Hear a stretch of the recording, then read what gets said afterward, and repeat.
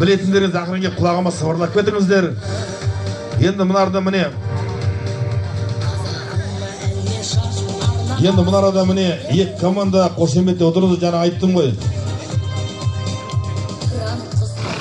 Енді қазір енді былтырғы көкпар бермесе де енді ат жабысын әдемі берген.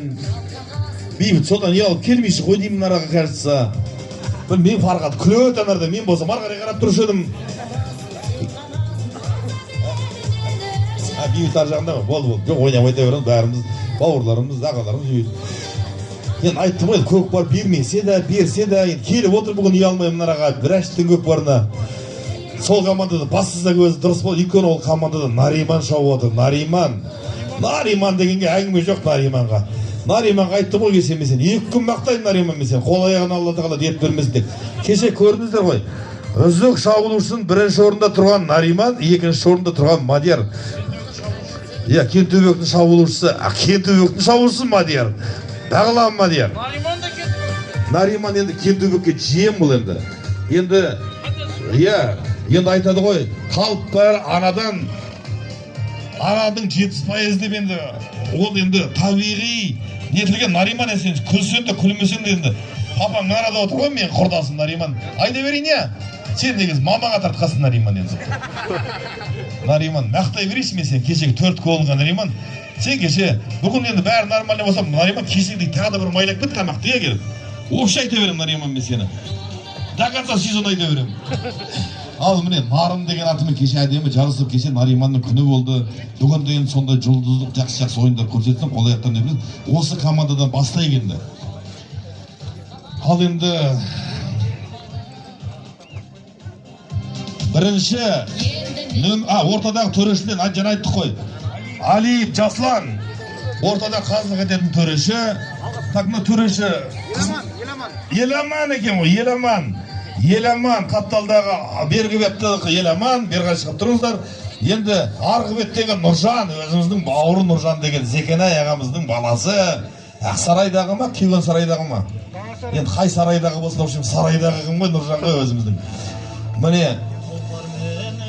Қайсатаның командасының капитан команды 1-ші нөмірде Мұхитов Фархат 1987 жылғы керемет атты сәйгүлігімен қошемет өздер құрмет қалайын.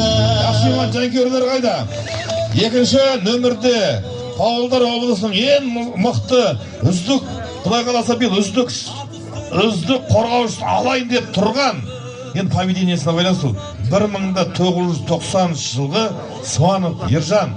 Бұл, тұты лақабатымен енді оны білетін адамды сөз енді.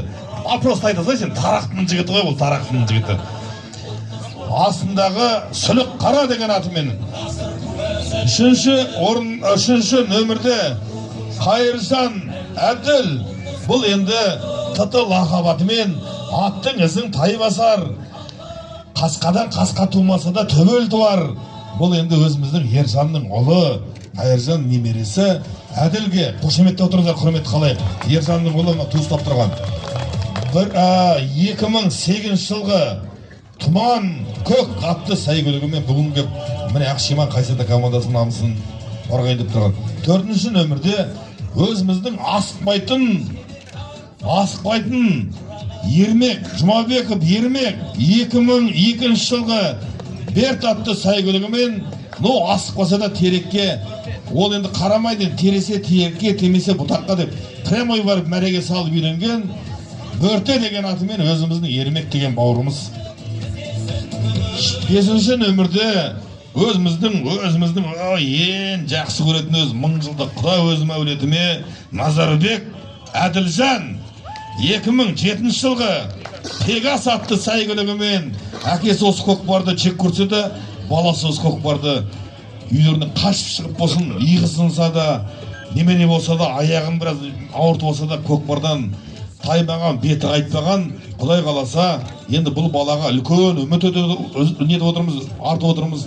Құдай қаласа осы жігіт бар, тағы да міне Фархаттың, Бейбіттің шабандоздары бар, жас қазайып отырамыз.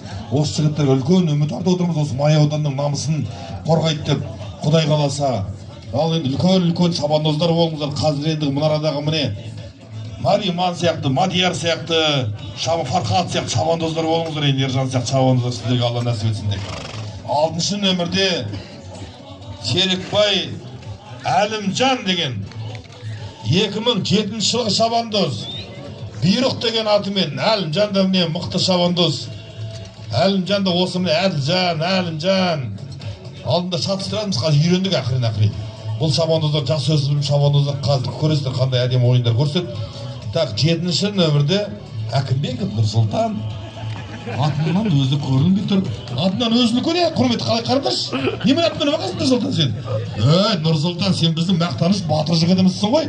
1990 жылғы ерке Торатпен Нұрсұлтан, Әкімбеков Нұрсұлтан талай жекпе-жектен қас шебері, жілігін сағып, майын ішкен шабандоз. Қошемет өздер құрметті қалайық. Өзіміздің Орынбай ағамыздың баласы міне Нұрсұлтан талайда жылда осы намысын қорғап жүрген, жастайынан араласып жүрген Нұрсұлтан міне. Бұның әкесін де көрдік, әкесімен де дәмдес болдық Орынбаймен. Енді баласы Нұрсұлтан өзіміздің бауырымыз.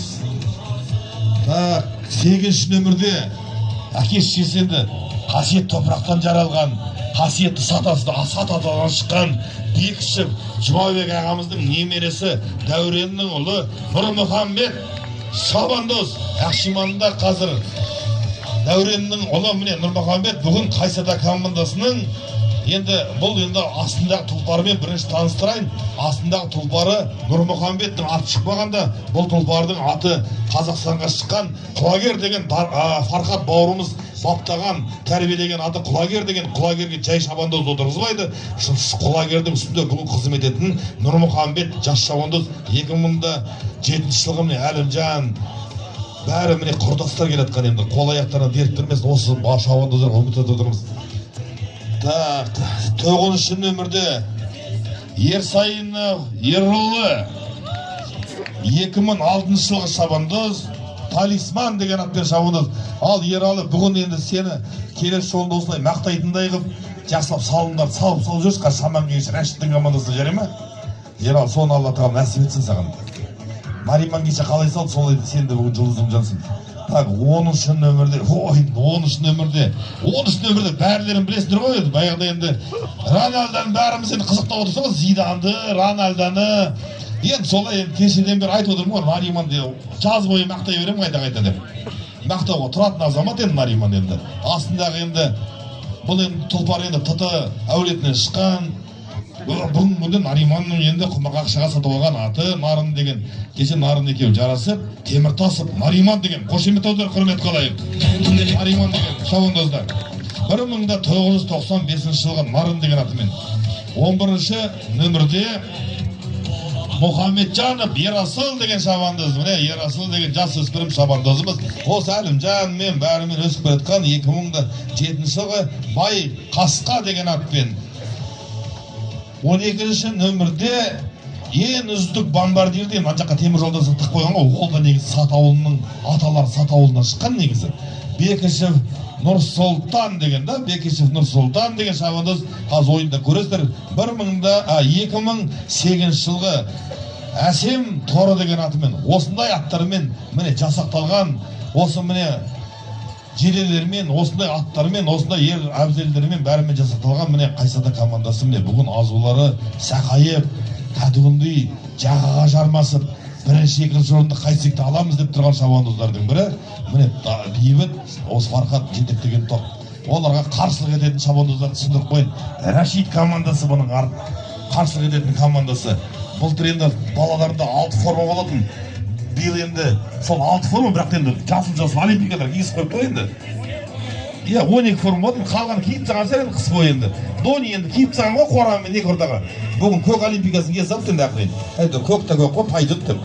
Ал енді осы топты бастап келатқан Тата лақабатымен Жұбайдың немересі Жанат ағамыздың ұлы Әділет палуан міне. Қошемет отырыңдар, құрмет қалай. Кендібек қайда, Кендібек? Астындағы аты Нұрқасқа деген атымен міне Әділет сонау екі бастан келіп, осы Кентөбектің намысын қорғап отыр. Екінші нөмірде Қырықбай Біржан, Біржан туыт ұстап отыр. Байрақ деген атымен туыт ұстап отыр міне. Ой, Біржан, молодец. Үшінші нөмірде Дастенов Нұрболат. Бүйрек деген атпен. Нұрболат бұл 79 қайдан Нұрболат? Көтеріп қойсын болды, екі қолды көтерсін Нұрболат. Сен андағы бір қолды көтергенде просто атта көтерілген сияқтысың. Екі қолды көтерді кәдімгі зарау жігіт сияқтысың. Такса. Төртінші нөмірде Нұрсиханов Райымбек деген чабандоз. Молодежка деген атымен Райымбек. Райымбек, молодец. Молодежка дейді, негіз андағы аттың аты Бақтор ғой деймін да. Негіз мұны атты кеше ғана рәшт айтып тұрған, сатылады 2 миллион теңге, мен 1,5 миллион теңге берсең рәшт аламын дедім. Негіз жарнамасы бар ат, негізі Қырғызстаннан келген ат қой, рәшт бұл. Бұл ат негіз сатылып атқан ат Райымбектің астындағы. Так, 5-ші нөмірде Сейлғазы, Ерғазы. Бұл да енді топырағы енді әке-шешесінің топырағы, әкесінің топырағы енді сатауылынан жаралған. Қайда? Ерғазы қайда? Қолды көтеріп қой, бар ма? Анжақта киініп атыр. Анжақта киініп атыр ма? Болды. Ерғазыны көресіңдер, салым салған айта берем ғой, қайта-қайта Ерғазы деп. Ханзада деген атпен шабады бүгін.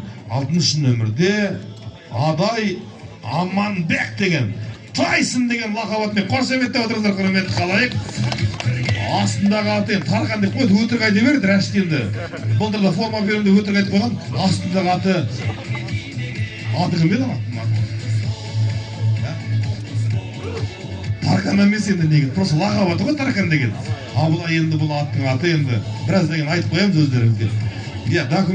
Документ бойынша сендер бұл атта негіз сатылымдағы ат қой деме Рашид. Бұл атта сатылымдағы ат бүгін мен енді Тайсын мініпті ғой. Аттың аты қалай еді, Мадияр?